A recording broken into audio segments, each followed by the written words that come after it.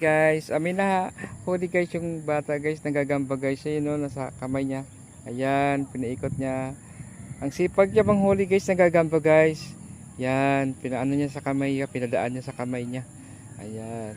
Kasi yun guys, yung gagamba guys, nilalaro nila yan guys. Tapos pinalaban-laban din sa kapwa niya gagamba kung sino nasaputan. At yun na gayang talo.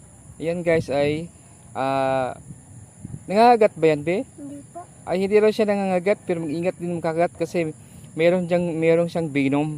Kumbaga may kamandag ganyan guys, kaya kailangan din na wag ka magpakagat biya para ano kasi di natin alam yung kamandag niyan ha. Iingat lang sa gagamba. Ayan, thank you so much guys. Ano pangalan mo be? Hendrix M. Tagal po. Okay, siya daw ay nang huli ng gagamba dito sa field guys. Thank you sa pakita mo sa akin ng gagamba biya. Opo. Yan, hello ka dito. Tagal po. Yan, ito. Sige, manghuli ka lang dyan, be. Yan. Yan guys, may nahuli pala sa gagamba dito guys. Yung bata.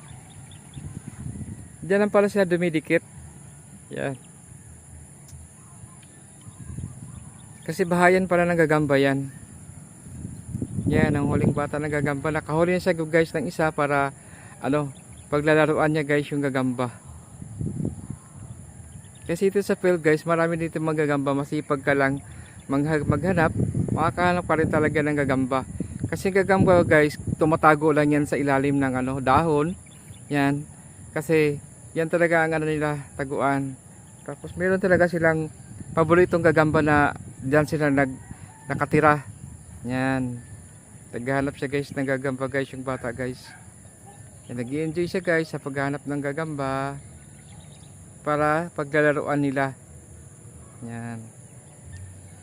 Isa niya guys yung mga dahon na sa ilalim kasi nandyan guys nakatira yung gagamba. Nakakuha na siya guys ng isa.